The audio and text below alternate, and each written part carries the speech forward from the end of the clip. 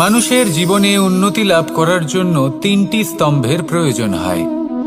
প্রথম স্তম্ভ শিক্ষা। এই শিক্ষা আমাদের জ্ঞান প্রদান করে। দ্বিতীয় স্তম্ভ ব্যবসা, যার দ্বারা আমরা ধন উপার্জন করি। তৃতীয় স্তম্ভ হলো আমাদের ঈশ্বর, আমাদের ইষ্ট। এনার সাথে যদি আমরা জুড়ে থাকতে পারি তাহলে এমন একটা মানসিক বল আপনি লাভ করবেন যেটা এই সংসারে আর কোথাও পাওয়া সম্ভব নয়। কিন্তু মানুষ অনেক সময় জীবনে এই তিনটি স্তম্ভ লাভ করা সত্ত্বেও সামনে অগ্রসর হতে পারেন না। তখনও জীবনে কঠিন পরিস্থিতি আসতেই থাকে। এমনটা ঠিক কেন হয়? কারণ সে জীবনে এই তিনটি স্তম্ভ লাভ করে নেয়, জীবনে প্রয়োগও করে, কিন্তু তার ভিতের কথা সে ভুলেই যায়। যেমন প্রথম স্তম্ভ অর্থাৎ শিক্ষা। এই শিক্ষার আধার হলো শুভ চেতনা। যদি অন্তরে শুভ চেতনা না থাকে তাহলে এই শিক্ষার কোনো গুরুত্ব থাকে না। দ্বিতীয় স্তম্ভ ব্যবসা। পরিশ্রম করে উপার্জন করতে হবে, এই কথাটা আমরা সবাই জানি এবং সবাই চেষ্টাও করি। কিন্তু ব্যবসা করতে করতে আমরা এটা ভুলে যাই আমাদের ব্যবহার কেমন হয়ে পড়েছে। এই ব্যবহার যদি শুভ হয় তাহলে আমাদের উপার্জন আস্তে আস্তে একটা স্থির জায়গায় এসে পৌঁছবে। এবং তৃতীয় স্তম্ভ আমাদের ভগবান। যদি ওনার স্মরণে আপনি যেতে চান তাহলে তার পূর্বে নিজের মা বাবাকে সেবা করুন, তাদের যত্ন করুন, তাদেরকে ভালোবাসুন, কারণ ওনারাই হলেন এই সংসারে আপনার সবথেকে বড় ইষ্ট। তাহলে তিন স্তম্ভের সাথে সাথে তাদের আধারকেও নিজের জীবনে প্রাধান্য দিন। কোনো সমস্যা আসবে না, জীবনে একের পর এক উন্নতি করবেন এবং এই মন প্রসন্ন হয়ে বলবে রাধা রাধা। সুখ, দুঃখ এবং শক্তি, এই তিন হলো এই সংসারের ত্রিদেবের মতো। আমাদের জীবনে যা কিছু ঘটছে এই তিনটির ভিত্তির উপরেই হচ্ছে। আসলে এই সংসারের একটা নিয়ম আছে, যখনই আপনি কিছু লাভ করেন এই সংসার আপনার পরীক্ষা নেয়। এটা জানার জন্য আপনার পরীক্ষা নেয় যে আপনি যা কিছুই লাভ করেছেন আপনি কি আদৌ সেটার যোগ্য কিনা। ঠিক সেইভাবেই এই সুখ, দুঃখ এবং শক্তি আপনার পরীক্ষা নিয়ে থাকে। যখন সুখ আসে তখন সে আপনার পরীক্ষা নেয় যে আপনার মধ্যে অহংবোধ জাগ্রত হয়নি তো। যদি অহংবোধ চলে আসে তাহলে সুখ সেখানেই সঙ্গ ত্যাগ করে। দুঃখ আপনার ধৈর্যের পরীক্ষা নিতে থাকে, আর যদি আপনার মধ্যে ধৈর্য না থাকে তাহলে এটা আপনাকে আরো বেশি দুঃখের গভীর অন্ধকারে ঠেলে দেবে। সেখানে শক্তি পরীক্ষা নেয় আপনার বিনম্রতার। যদি আপনি বিনম্র না হন তাহলে হয় এই শক্তি আপনার সঙ্গ ত্যাগ করবে, নয় এই শক্তি বিনম্রতার অভাবে আপনার পতনের কারণ হতে পারে। এই সংসারে যে কোনো ব্যক্তি যিনি এই পরীক্ষায় উত্তীর্ণ হয়ে থাকেন এই জীবনে তিনি সাফল্য লাভ করেন। আসুন আমার সাথে ভালোবেসে বলুন রাধা রাধা। ভয়ের সাথে আমরা সবাই পরিচিত, কষ্টও আমরা সবাই পেয়েছি। কখনো কখনো আমরা অসুস্থ হয়ে পড়ি, আর এমন সময় হলে মাতার মমতা, কখনো বাবার স্নেহ, কখনো বন্ধুদের পাশে থাকার অনুভূতি আমাদের রোগ নিরাময়ে সাহায্য করে। কখনো যদি আমরা নিরাশ হয়ে পড়ি, তখন যদি আমাদের কোনো আপনজন আমাদের দুটো ভালো কথা বলে তখন আমাদের মনোবল বেড়ে যায়। ঠিক তেমন সংসারের এই রঙ্গমঞ্চে যদি আপনি পীড়িত অনুভব করেন, কিছু শুভ কথা আলোচনা করুন, কিছু স্তুতি গান করুন, কিছু মুহূর্তের জন্য হলেও নিজের ইষ্টদেবের কথা স্মরণ করুন আর প্রার্থনা করুন। সাহস বাড়বে, শক্তিও বৃদ্ধি পাবে এবং সামনে এগিয়ে চলার পথও দেখতে পাবেন। তখন এই মন প্রসন্ন হয়ে বলবে রাধা রাধা। এই সংসারে কখনো কোনো ব্যক্তিকে তার বাইরের পোশাক দেখে বিচার করার চেষ্টা করবেন না, এটা খুব বড় ভুল করবেন। যেমন আমরা জীবনে অনেক সময় এমন করি, ধরুন কোথাও একটা গাছ দেখলাম, খুব বিশাল আকারের একটা গাছ যেটা মাটির থেকে অনেক উঁচুতে পৌঁছে গেছে। যার বিশাল শাখা আছে, সেগুলো দেখে আমরা ভাবি যে এই গাছে হয়তো কত সুস্বাদু ফল আছে। আমরা সেই গাছের পরিচর্যা করতে থাকি।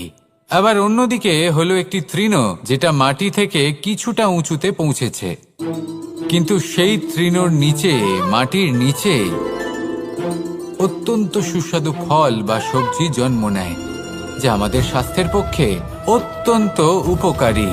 সেই জন্য কখনো আবরণ দেখে কাউকে বিচার করতে চেষ্টা করবেন না। তার বদলে এটা বোঝার চেষ্টা করুন যে আপনার সামনে যে ব্যক্তি আছে বা বস্তু আছে, তার বিশেষত্ব কি। যদি এই বিশেষত্ব বোঝার ক্ষমতা আপনি অর্জন করেন, যদি এই শিল্প আপনি নিজের ভেতরে জাগ্রত করেন, তাহলে এই সংসারে বিশেষত্ব কি সেটা আপনি জানতে পারবেন। আর এই সমস্ত খেলা দৃষ্টি থেকে নয়, দৃষ্টিভঙ্গি থেকে জন্ম নেয়। দৃষ্টিভঙ্গি সবসময় শুভ রাখুন, আর আমার সাথে ভালোবেসে বলুন, রাধা রাধা। যখন আমরা কোনো বনে প্রবেশ করি, তখন এই সবুজ ঘাস দেখে, এই কোমল ঘাস দেখে আমাদের মন প্রফুল্ল হয়ে ওঠে। ভিন্ন ভিন্ন প্রজাতির ফুল, ভিন্ন ভিন্ন রঙের ফুল দেখে এই মন আনন্দে ভরে ওঠে। এখানে শিশুরা আনন্দ লাভ করে, বড়রা ভোজন গ্রহণ করেন, কথাবার্তা বলেন, হাঁটাহাঁটি করে বেড়ান। এবার ভেবে দেখুন, যখন এই উপবনের নির্মাণ হয়েছিল, সেই সময় যদি এই মাটিকে সঠিকভাবে খনন না করা হতো, যদি তাতে সঠিকভাবে বীজ রোপণ না করা হতো, যদি কোনো সংঘর্ষ না হতো, পরিশ্রম না করা হতো, যদি চলতে চলতে পায়ে কাঁটা না বিঁধে যেত, তাহলে এই সুন্দর বন দেখে আমরা কি এই আনন্দ লাভ করতে পারতাম? কখনোই নয়। ধরুন কোনো নদীর তটে সুন্দর একটি বন আছে, সেই বনের আনন্দ লাভ করতে গেলে আপনাকে সেই নদী পার করতেই হবে। যদি সুখের নদীর কাছে পৌঁছতে চান, তাহলে তটে যে কাঁটা রয়েছে সেগুলোর সাথে সংঘর্ষ করতেই হবে। এই সংসারে যদি আপনি সুখ লাভ করতে চান, তাহলে সুখ লাভের এই যাত্রা শুরু করতে হবে সংঘর্ষ দ্বারা। তাহলে সংঘর্ষকে স্বাগত জানান, এর পেছনেই সুখ রয়েছে যা আপনার জন্য অপেক্ষা করছে। এবার হাসুন আর আমার সাথে ভালোবেসে বলুন, রাধা রাধা। সংসারে আমাদের জীবনের সবথেকে বড় দোষ কি আপনি জানেন? কেউ বলবেন লোভ, কেউ বলবেন লালসা, কেউ বলবেন অসত্য। দেখুন, দুঃখের মূল কারণ হলো পরিশ্রম না করা। কিছু মানুষ ভাবেন যে আমি জীবনে কোনো পরিশ্রম করব না, অথচ আমি সবকিছু প্রাপ্ত করতে চাই। আর এমন এক কারণের জন্যই দূতের মতো খেলা আমাদের জীবনে প্রবেশ করার সুযোগ পায়। দূত। এই দূত আসলে কি? দূত অর্থাৎ কোনো পরিশ্রম ছাড়াই অন্য কেউ পরিশ্রম করে যা অর্জন করেছেন, যে সুখ সুবিধা অর্জন করেছেন, তা নিজের জন্য শুধুমাত্র একটা খেলার মাধ্যমে নিজের করে নেবার ইচ্ছে। আর এই ইচ্ছে অত্যন্ত বিনাশকারী হতে পারে। এই ইচ্ছে যদি আপনার বিবেক, আপনার মন, আপনার চেতনা, আপনার ভাবনা প্রবাহিত করে ফেলে, তারপরে আপনি চেষ্টা করতে শুরু করে দেবেন, আর সেইখান থেকেই আপনার পতন শুরু হবে। এই চেষ্টা করবেন যে অন্য কারোর জীবনের সমস্ত ধন, তার সমস্ত জীবন সম্পূর্ণভাবে নিজের করে নেওয়ার। কারণ প্রথমে আশা জাগ্রত হয়, আর এই আশা হতাশায় পরিণত হতে সময় লাগে না। এই হতাশা কোণঠায় পরিণত হতে সময় লাগে না, কোণঠা লোভে পরিণত হতে সময় লাগে না, আর এই লোভ প্রতিশোধ স্পৃহাতে পরিণত হতে সময় লাগে না। আর যখন এই সব কিছু হয়, আপনি দুষ্ট হয়ে যান। আর সবাই জানেন যে প্রত্যেক দুষ্ট ব্যক্তির পতন হলো অবশ্যম্ভাবী। তাই নিজেকে দূতের থেকে দূরে রাখুন আর পরিশ্রমকে নিজের কাছে টেনে নিন। জীবনে আপনার যা যা স্বপ্ন রয়েছে, যা আপনি করতে চান, শুধুই পরিশ্রম দ্বারা অর্জন করুন। তাহলে তাই করুন আর আমার সাথে ভালোবেসে বলুন, রাধা রাধা। জীবনে কিছু শেখা অত্যন্ত গুরুত্বপূর্ণ। এবার কি কি শিখতে হবে, সেই সব শেখানোর জন্য অনেক শিক্ষক রয়েছেন, কিন্তু কি শিখবেন না আর কি করবেন না, এটা আমাদের নিজের অভিজ্ঞতা দিয়েই শিখতে হয়।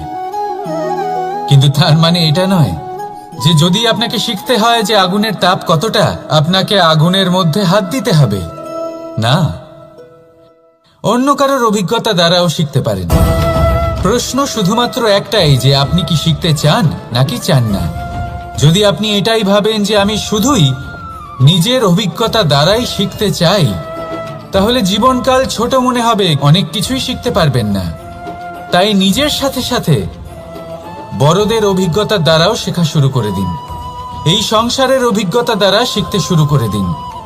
আর এটা নিশ্চিত রূপে শেখা আবশ্যক যে কখন কি করবেন না, কোথায় থামতে হবে আর কোথায় থামবেন না। তাহলে আসুন আর আমার সাথে ভালোবেসে বলুন, রাধা রাধা। ভোজন। এবার ভোজন সংগ্রহ করার জন্য মানুষ কি না করেন, সবসময় চেষ্টা করতে থাকেন। ফসল উৎপাদনের জন্য অনেক পরিশ্রম করতে থাকেন, কিন্তু অনেক সময় অনেক পরিশ্রম করার পরেও ফসল ভালো উৎপাদন হয় না। এর কারণ কি? কারণ হলো এটাই যে আপনি পরিশ্রম হয়তো অনেক করেছেন, কিন্তু আপনার নজর তো সেই বীজের দিকে ছিলই না যা আপনি রোপণ করেছেন।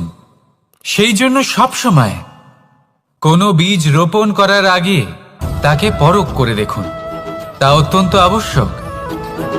আর সেইভাবেই যখনই কোনো কর্মের প্রশ্ন আসে, তাহলে সেখানে শুধুমাত্র পরিশ্রম যথেষ্ট নয়। সেই কাজের প্রতি আপনার কর্তব্য কি, আপনার উদ্দেশ্য কি, সেটা জানা হলো অত্যন্ত গুরুত্বপূর্ণ। তাই কর্ম করুন, কিন্তু সেই কর্মের প্রতি আপনার যা উদ্দেশ্য তার মাহাত্ম্য বুঝতে চেষ্টা করুন।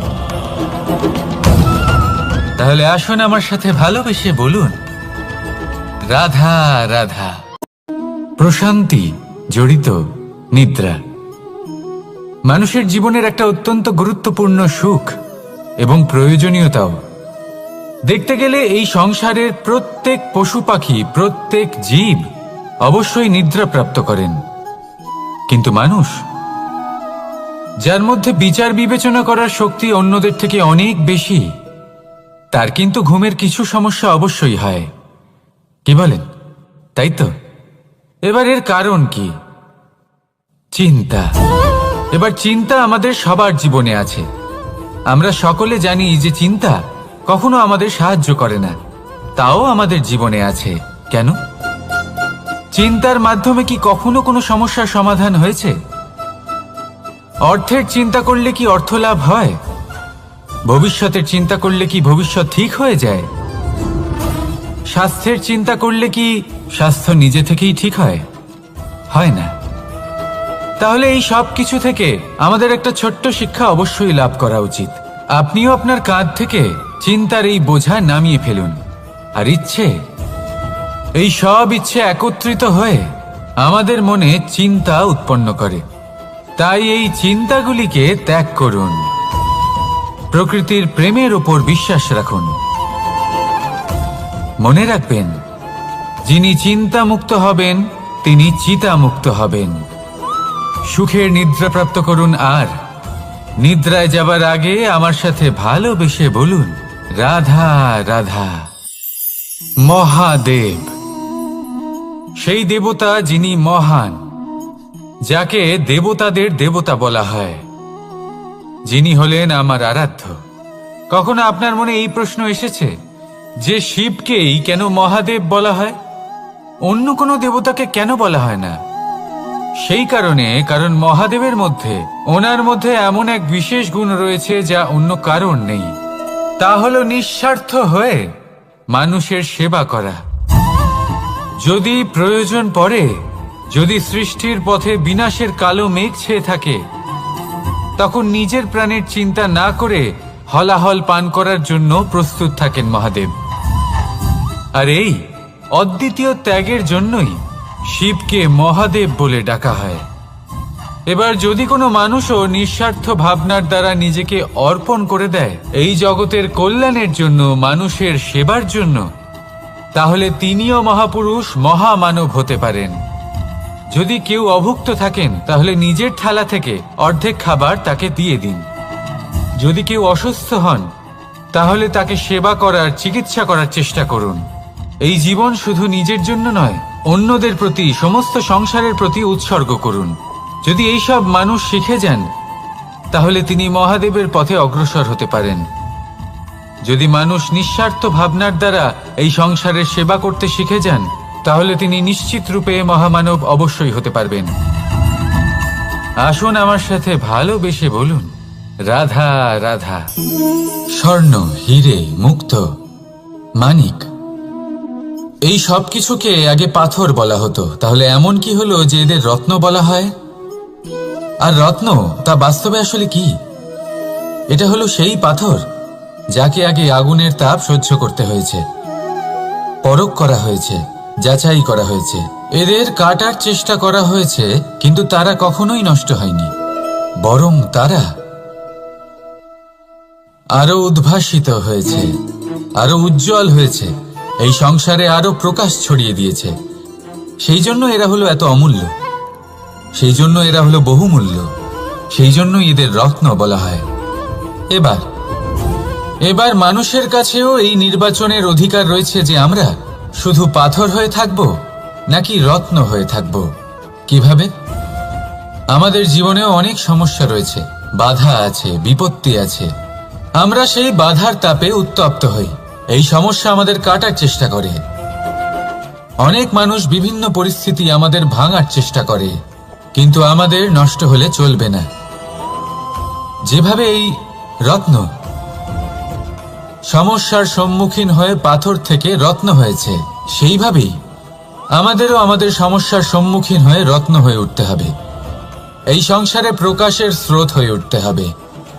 তাহলে এটাই করুন আর আমার সাথে ভালোবেসে বলুন, রাধা রাধা। সংসারে সব থেকে বড় শক্তি আসলে কি? কেউ বলবেন শারীরিক শক্তি, কেউ বলবেন অস্ত্রের শক্তি, কেউ বলবেন জ্ঞানের শক্তি। ঠিক আছে, কিন্তু যদি আমি বলি সংসারের সব থেকে বড় শক্তি হলো শক্তি কোনো এক তথ্যের, আগে হ্যাঁ, তথ্য।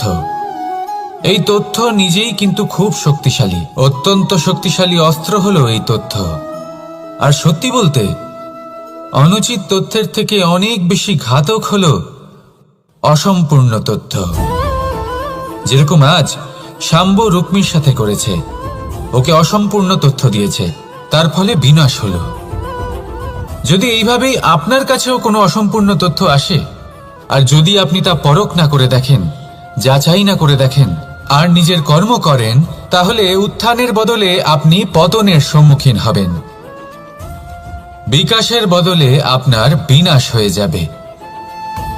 মনে রাখবেন একটা অত্যন্ত গুরুত্বপূর্ণ কথা, সঠিক তথ্য পাওয়া সঠিক তথ্য দেওয়ার থেকে অনেক বেশি গুরুত্বপূর্ণ। আশা করি এই কথা আপনি বুঝেছেন। জীবনে যখনই কোনো তথ্য আপনি পাবেন, সেই বিষয়ে ভেবে দেখুন, পরখ করে দেখুন, যাচাই করুন, তারপর নিজের কর্ম করুন। আর আমার সাথে ভালোবেসে বলুন, রাধা রাধা। ধর্ম এবং প্রেম, এই দুই হলো একই মুদ্রার দুই পিঠ। যদি এদের মধ্যে কোনোটা নষ্ট হয়ে যায়, তাহলে দ্বিতীয়টাও থাকে না। কখনো ভেবেছেন এমন কেন হয়?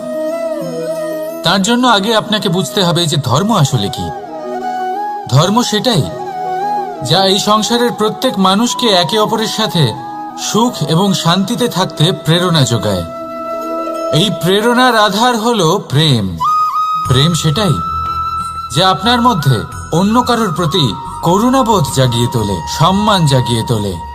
এবার যদি প্রেম চলে যায়, তাহলে সবার আগে বিনাশ হবে সম্মান আর করুণাবোধের। এবার যেখানে না প্রেম রয়েছে, না সম্মান রয়েছে, না করুণা রয়েছে, সেখানে ধর্ম কিভাবে বাস করবে? অশুভ ইচ্ছে জাগ্রত হয়ে ওঠে, ক্রোধ জাগ্রত হয়ে ওঠে, অহংকার জাগ্রত হয়ে ওঠে, আর তারপর আরম্ভ হয় অধর্মের। তাই যা যা ভাবনা আপনার অন্তরে প্রবেশ করছে করতে দিন, কিন্তু যাই হোক না কেন, এই প্রেমকে নিজের থেকে দূরে যেতে দেবেন না।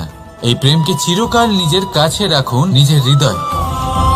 আর এই প্রেম ভাব নিয়ে বলুন, রাধা রাধা। এই সংসারে প্রত্যেক ব্যক্তি বড় কিছু করতে চায়, এমন কিছু যা এই সংসারে কেউ আগে কখনো করেনি।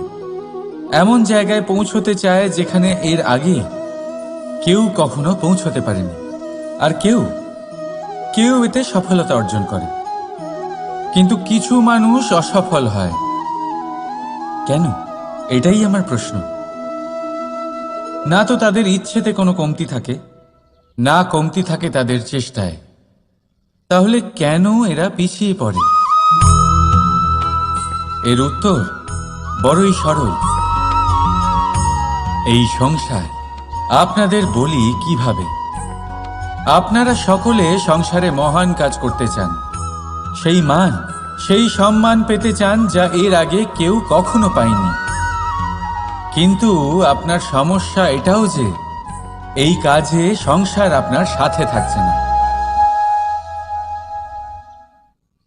বড়ই অদ্ভুত ব্যাপার। দেখুন, ভুলে যান গোটা সংসারকে, জীবনে একা একা এগিয়ে চলুন। গঙ্গোত্রী থেকে যখন একটি জলের ফোঁটা বেরোয় তখন সেটা শুধু এক বিন্দু জল। তারপরে যখন সে তার যাত্রা শুরু করে অন্য জলের ফোঁটার সাথে মিশে, তখন সে স্রোতে পরিণত হয়, গঙ্গাতে পরিণত হয়। যদি আপনি জীবনে এগোতে চান তাহলে একলা এগোতে শিখুন, নির্ভীক হয়ে, সাহসের সাথে, ধনাত্মক চিন্তা নিয়ে জীবনে এগিয়ে চলুন, একা এগিয়ে চলুন। আর দেখবেন সেই মান, সেই সম্মান আপনার জন্যই অপেক্ষা করে আছে। রাধা রাধা। কর্ম। মানুষ সর্বদা কর্ম করতে থাকে, আর এই কর্মের জন্যই সে মান, সম্মান, ধন, প্রতিষ্ঠা লাভ করে। এবার মানুষ সবসময় চেষ্টা করে যাতে সে ভালো কর্ম করে যায়। তাহলে আপনাকে বলি, শুধু ভালো কর্ম করাই আবশ্যক নয়, তার থেকে বেশি জরুরি হলো এই খারাপ কর্মকে বোঝা আর তার থেকে দূরে থাকা। কারণ যখনই আপনি কোনো সঠিক কাজ করেন বা ভালো কাজ করেন, কেউ তা মনে রাখে না। কিন্তু এই সংসারে বিষয়টা হলো এরকম, আপনি একটা খারাপ কর্ম করুন আর সেটা সবার মনে থাকে। এই খারাপ কর্ম কাজলের এক কৌটোর মতো হয়। আপনি যতই চেষ্টা করুন বাঁচিয়ে ব্যবহার করার, কিন্তু এই কালিমা কোথাও না কোথাও অবশ্যই লেগে থাকে। সেই জন্য জীবনে ভালো কর্ম অবশ্যই করুন, কিন্তু তার থেকেও বেশি জরুরি হলো এই খারাপ কর্মের থেকে দূরত্ব বজায় রাখা। আর এটা অবশ্যই করবেন। রাধা রাধা। সংসারে সমস্ত জায়গায় এই ব্যবসা চলতে থাকে। কিছু পাওয়ার জন্য কিছু দিতে হয়, লাভের জন্য কিছু বিনিয়োগ করতে হয়। যদি কারোর অনুভূতি জানতে হয় তাহলে নিজের অনুভূতিকে ব্যয় করতেই হবে। এবার দেখুন না, কারোর আসল চেহারা যদি জানতে হয় তাকে স্বাধীনতা দিয়ে দেখুন। যদি কারোর মনের শুদ্ধতা জানতে হয় তাহলে তাকে ঋণ দিন। যদি কারোর গুণ জানতে হয় তাহলে তার সাথে একসঙ্গে বসে ভোজন করুন। যদি কারোর ধৈর্যের পরীক্ষা নিতে হয় তাহলে তাকে তার প্রিয় কাজ করতে বারণ করে দেখুন। যদি কারোর ভালো দিক জানতে হয় তাহলে তার থেকে পরামর্শ নিয়ে দেখুন। এক অনুভূতির বদলে অন্য এক অনুভূতি বিনিময় করতে হয়। কিন্তু এই সংসারে একটাই এমন অনুভূতি আছে যেটা দেখার জন্য, যেটা পাওয়ার জন্য আপনাকেও ঠিক সেই অনুভূতিটাই দিতে হবে, আর সেটা হলো প্রেম। যদি কারোর ভালোবাসা দেখতে হয় তাহলে তাকে নিঃস্বার্থ ভালোবাসা দিন। যদি কারোর থেকে ভালোবাসা পেতে চান তাহলে তাকে নিঃস্বার্থ পরিশুদ্ধ ভালোবাসা দিন।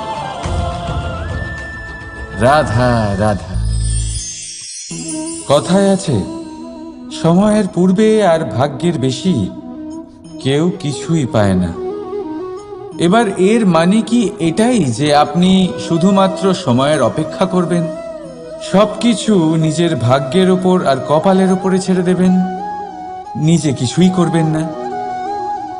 যদি আপনি এরকম করেন তাহলে আপনি একটা বস্তু অবশ্যই পাবেন: নিরাশা, অসফলতা। এবারে আপনি বলবেন, যদি সবকিছুই ভাগ্য আর সময়ের ওপরে নির্ভরশীল হয় তাহলে আমরা কি বা করতে পারি? করতে পারেন চেষ্টা, পরিশ্রম। এই চেষ্টাই আপনার জীবনে সেই সময়কে আপনার কাছে টেনে নিয়ে আসে, সেই সময়ে যার অপেক্ষা আপনি করছেন। আর এই ভাগ্য তার সামনেই নত হয় যে সর্বদা পরিশ্রম করতে থাকে। রাধা রাধা। এই পদ্ম ফুল দেখতে পাচ্ছেন? এর অভ্যেস হলো জলস্তরের ওপরে ভাসা। সেই জন্য জলাশয়ের জলস্তর যখন বৃদ্ধি পায়, এই যে ফুলের কাণ্ড দেখছেন সেটাও বাড়তে থাকে, যাতে এই ফুল জলস্তরের ওপরে থাকে। কিন্তু যখন সেই জলাশয়ে জলস্তর নামতে থাকে, সেই কাণ্ড নিজেকে ছোট করতে পারে না, আর এই ফুল নিজের ভারে নিজেই ভেঙে পড়ে। এবার এটা আমাদের সাথেও হয়। সময়ের সাথে আমরা জীবনে যত সাফল্য পাই, আমাদের জীবনের স্তর বাড়তে থাকে। আর যখন আমাদের সংস্থান কমতে থাকে, আমরা সেই জীবন স্তর ছাড়তে পারি না, আর শেষ পর্যন্ত সেই জীবন স্তরের কারণেই ভারাক্রান্ত হয়ে শেষ হয়ে যায়। সেই জন্য যদি কিছু রাখতে হয় তাহলে তা হলো দৃষ্টিভঙ্গি। সাধারণভাবে জীবন যাপন করতে শিখুন, সময়ের চক্রও আপনাকে মাত দিতে পারবে না।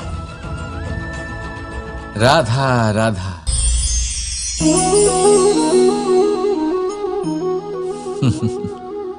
সময়, এই সময় না কোনো ব্যক্তি, না জীব, না বস্তু, তাও সময় জীবিত থাকে। এই সময়ে না জল, না অগ্নি, আর না বায়ু, কিন্তু তাও আমাদের জীবনের আধার এই সময়। দেখতে গেলে মানুষ এই সময়ের হাতের খেলনা। কখনো আমাদের সময় ভালো হয়, আবার কখনো খারাপ। কেউ সময় আসার প্রতীক্ষা করে, আবার কেউ সময় যাওয়ার প্রতীক্ষা করে, কিন্তু এই সময় কারোর হাতে ধরা দেয় না। এই সময় যা কেউ দেখতে পায় না, এটা সবাইকে সব কিছু দেখিয়ে যায়। দেখিয়ে যায় যে আপন কে আর পর কে, আমাদের শুভাকাঙ্ক্ষীকে আর ক্ষতি কে চায়, আমাদের মিত্রকে আর আমাদের শত্রুকে। এই সময় আপনাকে দেখায় যে আপনি কতটা শক্তিশালী, সেই সময় আপনাকে দেখিয়ে যাবে আপনি কতটা দুর্বল। এই সময় সব কিছু দেখিয়ে যায়। তাই এই সময় যা এতটা শক্তিশালী, তা আমরা নষ্ট কেন করি? ভেবে দেখুন। এবারে উঠুন আর এই সময়ের সম্পূর্ণ ব্যবহার করুন, এই সময়ের সদ্ব্যবহার করুন। কারণ এই সময়কে ব্যবহার করাটাই আপনার হাতে রয়েছে, আর কিচ্ছু না। আর এই সময় একবার বয়ে গেলে তখন যাই করুন না কেন, কখনো ফেরত আসবে না। সময়ের সদ্ব্যবহার করুন আর সবার মধ্যে আনন্দ ছড়ান। আর আসুন আমার সাথে ভালোবেসে বলুন, রাধা রাধা। জয় শ্রীকৃষ্ণ। রাধে রাধে।